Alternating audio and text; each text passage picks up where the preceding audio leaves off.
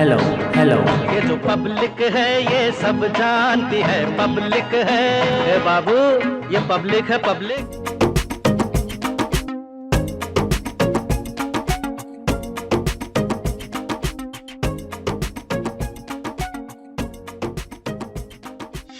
देवबंद की गलियों का दीदार आपको करवाएंगे, क्योंकि देवबंद विधानसभा को आज हम कवर करने वाले हैं। आप जो पीछे इतनी प्यारी मस्जिद यहाँ पर आप देख रहे हैं और ठीक उसके सामने आपको यहाँ पर दारुल उलूम संस्थान नज़र आ रहा है। ये वही संस्थान है जहाँ से कई दार्शनिक निकले जिन्होंने आज़ादी में एक बड़ी भूमिका निभाई। और ऐसे में यहाँ का मुस्लिम मतदाता चुनावों में क्या भूमिका निभाने वाला है, उसको जानने के लिए इंडिया टीवी की टीम अपना खास शो लेकर पहुंची है, जिसका नाम है ये पब्लिक है सब जानती है। पब्लिक से बातचीत करेंगे, लेकिन उससे पहले थोड़ा सा आपको बता दूं कि देवबंद में जो विधायक है वो ब्रजेश कुमार है, जो कि भाजपा से है। ऐसे में देवबंद के मुसलमान मतदाता अक्सर अपना मन बदलते हैं और इसीलिए ये देखना दिलचस्प होगा कि इस बार यही मुस्लिम मतदाता क्या भूमिका निभाते हैं। चलिए मेरे साथ। देवबंद विधानसभा हम आ पहुंचे हैं। ऐसे में जब देवबंद का जिक्र आता है तो दारुल उलूम का जिक्र ना हो तो लगेगा कि बहुत कुछ पीछे छूट रहा है। यही है वो दारुल उलूम संस्थान जिसने एक बड़ी भूमिका आज़ादी के समय भी निभाई थी, क्योंकि कहा जाता है कि यहाँ के दार्शनिकों ने जिन्ना के उस बिल का विरोध किया था जो कि बंटवारे पर बात करता था। ऐसे में देवबंद की तस्वीर 2022 के लिए क्या रहने वाली है उसको जानने के लिए हम यहाँ पर पहुँचे हैं, क्योंकि वर्तमान के जो विधायक है वो बीजेपी से आते हैं। यानी कि यहाँ का जो मुस्लिम मतदाता है वो धर्म या विकास दोनों मुआयने देखता है। ऐसे में मुस्लिम मतदाता अब नई सोच क्या रखता है, इसे जानने के लिए इंडिया टीवी की टीम लेकर आई है अपना कार्यक्रम, जिसका नाम है ये पब्लिक है सब जानती है। क्योंकि संस्थान के बाहर मैं मौजूद हूँ, आपको दिखा दूं कि अपने मुस्लिम जो मतदाता भाई हैं वो यहाँ पर आपको साफ तस्वीरों में नजर आ रहे होंगे। बहरहाल इस कड़ी में कुछ लोगों से बातचीत करते हैं। दारुल उलूम की अगर मैं बात करूँ, सबसे बड़ा संस्थान है, कहते हैं इस्लाम की सबसे बड़ी शिक्षा और दीक्षा यहाँ से मिलती है। आपको लगता है कि चुनावी मुआयने में धर्म आगे होगा या विकास आगे होगा? चुनावी मायने में तो लोगों ने देख लिया है, हालात लोगों के ख़राब हैं। शिक्षा, स्वास्थ्य, जब रोज़गार ये सब नहीं होंगी तो कोई फ़ायदा नहीं है। धर्म हमारा एक आस्था का मतलब है। हमारा सभी जितनी भी जाति हैं उन सब का अपना अपना अधिकार है। संविधान ने अधिकार दिया है कि आप अपनी आस्था को अपने तरीके से फॉलो कर सकते हो। दूसरी बात यह है कि सबसे बड़ी चीज़ है रोज़गार, सबसे बड़ी चीज़ है नौकरी, सबसे बड़ी चीज़ है सबका साथ, सबका विकास, सबका विश्वास। ये चीज़ें जो हैं हम संविधान, यानी कि ये जो है चुनाव में मुद्दा बनेगा, चुनाव में खास मुद्दा ये रहेगा। खास मुद्दा ये बनेगा। मैं आपसे बात करती हूँ, मैं संस्थान की बात करी थी। लगभग 150 से ज़्यादा मदरसे भी इसके अंतर्गत आते हैं। क्या आप यहीं से आपने एजुकेशन ली है? जी, मैंने यहीं से अच्छा, एजुकेशन। मुझे बताइए, कहते हैं इस्लाम का सबसे बड़ा हब है, क्या दीनी तालीम के अलावा आप उम्मीद करते हैं कि देवबंद में और बहुत कुछ निकल कर आए सामने? बिल्कुल। असल में देवबंद को देवबंद इसलिए कहा जाता है क्योंकि हिंदुस्तान की आज़ादी में देवबंद का सबसे अहम रोल रहा है और हिंदुस्तान के अवाम को ग़ुलामी का एहसास कराने वाली ये देवबंद ही है। सबसे पहले अंग्रेज़ों के खिलाफ जो जिहाद का फतवा जारी किया था वो इसी देवबंद ने किया था। चुनावी माहौल में आपको क्या लगता है कि जो यहाँ का स्टूडेंट है, जो कि खुद एक वोटर भी है, वो इस बार किस मुआयने में और क्या सोचता हुआ नज़र आ रहा है, इसको लेकर मुझे कुछ बताइए। देखिए, चुनाव और धर्म दोनों को एक साथ नहीं जोड़ना चाहिए। चुनाव जो है ना वो एक लोकतंत्र का हिस्सा है। विकास और इन सब चीज़ों को देख के लोग उस पर वोट करते हैं कि सरकार ने कितना कार्य किया है, कितना अच्छे काम किए हैं। जो मुस्लिम मतदाता है इस बार विकास पर पूरा टारगेट रखेगा। बिल्कुल बिल्कुल। चलिए आगे की तरफ चलेंगे और भी लोगों से बातचीत करेंगे। देवबंद में पहुंचे हैं और सिलसिला ऐसा ही जारी रहने वाला है, तो चलिए मेरे साथ।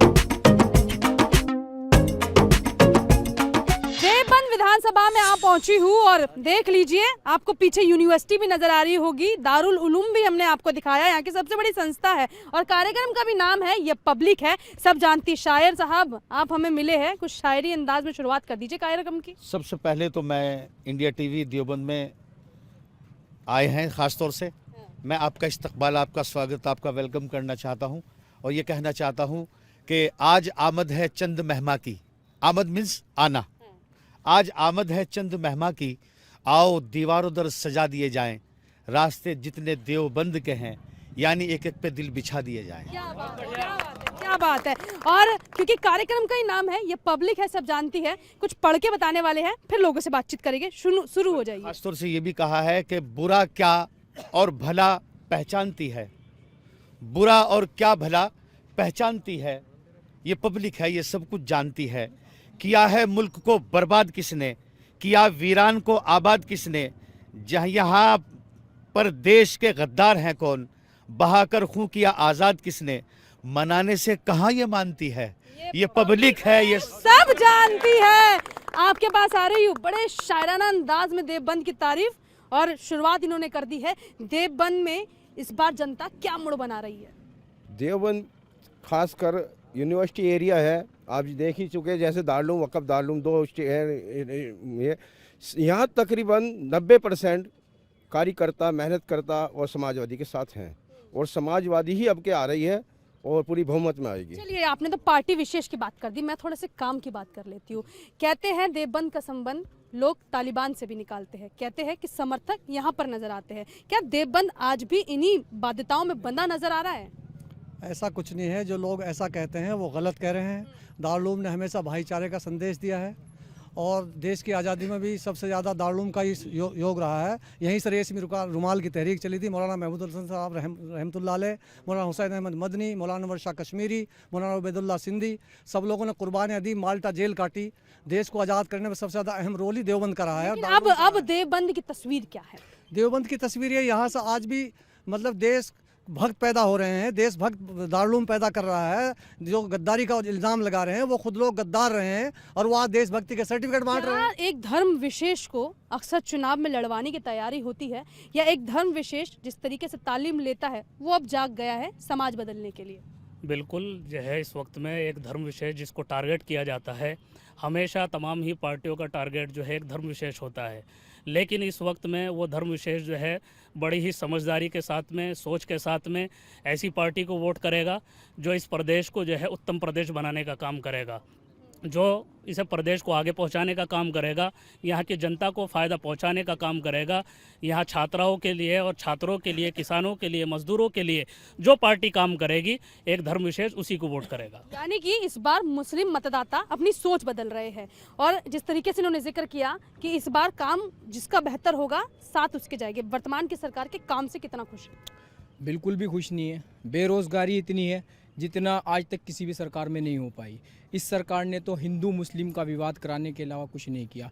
आप देखिए, ये जो हमारे यहाँ फ्लाईओवर और ये हमारे यहाँ हाईवे बने हैं वो पिछली सरकार में बने थे।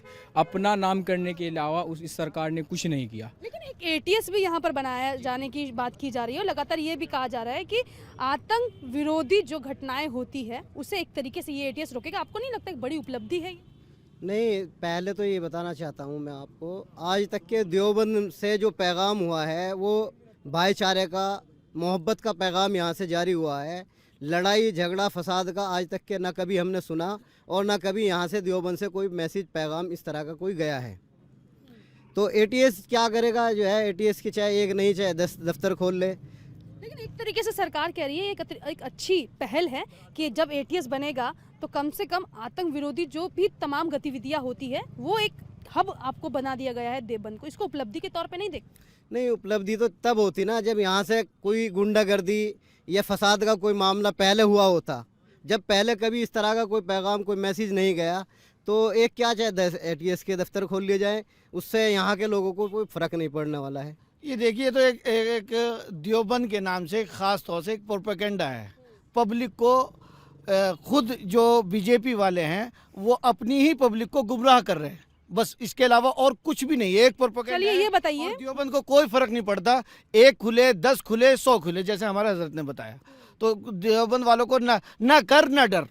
लेकिन ये देवबंद वालों के लिए खोले गए जिस तरीके से आप अभी बता रहे हैं, या सरकार तो कह रही है ये आतंकवादी घटनाओं को रोकने के लिए खोले गए? हाँ, तो वो तो रोकने के लिए खोले गए ना। जब रोके मतलब जब कुछ होगा जब भी तो रोकेंगे। जब यहाँ कुछ है ही नहीं, ये तो वो अपनी ही पब्लिक को, अपने ही जनता को मूर्ख बनाने के लिए कि हमने देवबंद में ये काम कर दिया, क्योंकि देवबंद जरा इस्लाम से जुड़ा हुआ है। इस्लामिक यहाँ जो है, क्या कह रहे हैं कि एक जो पार्टी है वो धर्म विशेष को टारगेट कर रही है? बस बात यही है कि हमारे यहाँ दारुल उलूम को निशाना बनाया गया है, और यहाँ कोई ऐसी ज़रूरत नहीं थी एटीएस की कि एटीएस खोला जाए। चलो खोल दिया तो अच्छी बात है, लेकिन यहाँ कोई उग्रवाद वाली बात नहीं, यहाँ भाईचारे का पाठ पढ़ाया जाता है। गठबंधन की अलग अलग तरीके की पार्टी है, सब जोर पकड़ रही है। आपको क्या लगता है कि यहाँ पर देवबंद में किसका जोर सबसे ज़्यादा भारी होगा? यहाँ देवबंद के अंदर मजलिस का जोर ज़्यादा भारी होगा इंशाल्लाह। आने वाले इलेक्शन में आप देखेंगे कि इंशाल्लाह यहाँ से मजलिस का प्रत्याशी जीतेगा। मुझे कुछ अपने अंदाज में बताइए, राजनीति का सुरूर जो बदल रहा है वो किस सियासी मायने से होकर गुजर रहा है? इस बार मजलिस दौड़ रही है, पतंग उड़ रही है और सबसे आगे सबसे तेज पतंग है। आपने कहा था ऑफ कैमरा मुझसे कि एक शायरी सुनाएंगे अपने अंदाज में, कुछ अर्ज कर दीजिए। को शेर सुनाना चाहता हूँ जो मजलिस पर इल्ज़ाम लगाते हैं। जिंदा रहने के उसूलों को नहीं छोड़ा है और महकते हुए फूलों को नहीं छोड़ा है। हम पर इल्ज़ाम लगाते हैं तो हैरत कैसी, कुछ कमीनों ने रसूलों को नहीं छोड़ा है। इन्होंने एक तरीके से एकता का संदेश दिया है, लेकिन जब चुनाव आते हैं यही नेता जो है सबकी एकता को तोड़ते नजर आते हैं। इस बार आम आदमी क्या सोचता है? आम आदमी तो यही सोच रहा है कि अपना चैन सुकून की नींद सोवे। कुछ सरकारें जो भी यहाँ मौजूदा सरकार चल रही, इसने बिल्कुल लोगों की नींद भी उड़ा दी। ना रोज़गार है, ना कोई किसी तालीम पे ध्यान दिया जा रहा है, सिर्फ हिंदू मुस्लिम में बांटने का। इस्लाम की तालीम के अलावा, जिसे आप दीनी तालीम कहते हैं, क्या उम्मीद करता है देवबंद की कुछ बच्चों को प्रैक्टिकल तालीम भी दी जाए जिससे क्षेत्र का भी विकास हो, बच्चे भी आगे जाए? दी जा रही, बहुत तालीम दी जा रही है। देखिए कंप्यूटर शुबा भी बना हुआ है दारुल में, ऐसा नहीं है। और दारुल के 70-80% जो यहाँ से पढ़ने के बाद में जामिया मिल्लिया यूनिवर्सिटी में, अलीगढ़ यूनिवर्सिटी में जाते हैं। कह रहे हैं कि यहाँ से शिक्षा लेने के बाद भी लोग आगे बढ़ रहे हैं।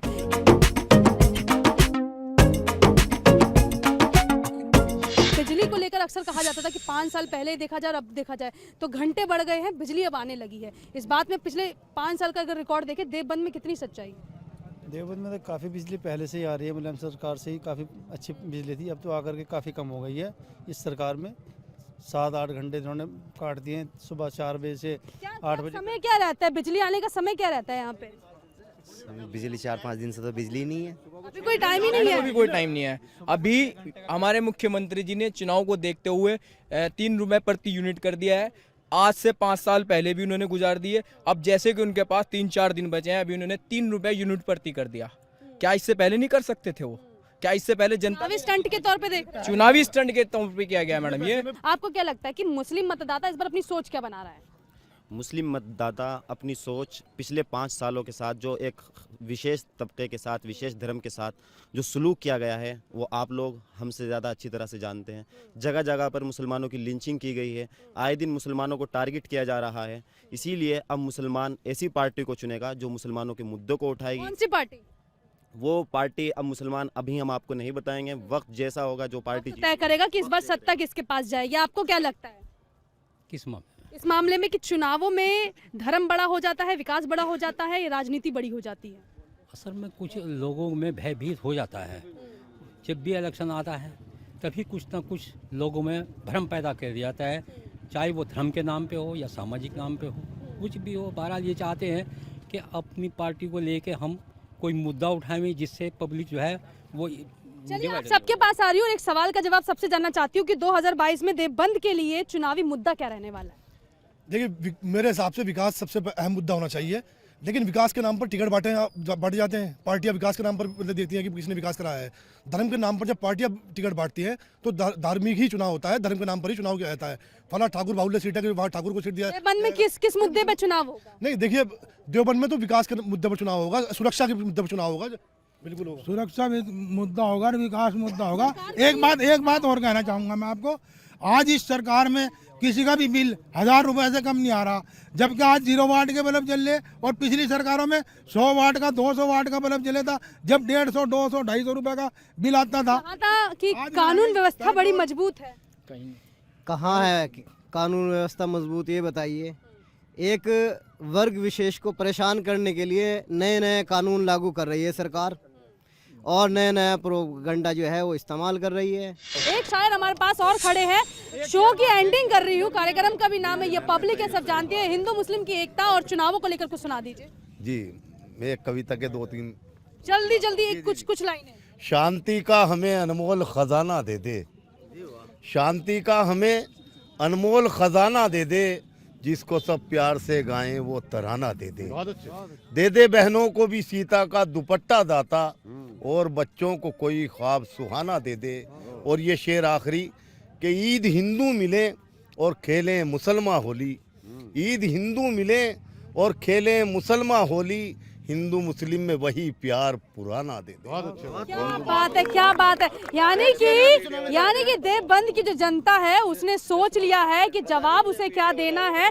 इस बार धर्म विशेष पर नहीं, बात काम पर होगी, बात विकास पर होगी। कुछ नाराजगी यहाँ पर लोगों को एटीएस को लेकर भी नजर आई, लेकिन कुछ लोगों का ये भी कहना है कि कानून व्यवस्था के लिहाज से ये भी अच्छा रहा। लेकिन अब सवाल तो ये है कि देवबंद की जनता क्या अपना मुड़ 22 में बदलती है, या फिर मुस्लिम मतदाता मात्र धर्म के आधार पर नहीं बल्कि काम के आधार पर इस बार अपने नेता को चुनते हैं। कैमरा पर्सन राजीव के साथ मैं भावना, इंडिया टीवी, देवबंद।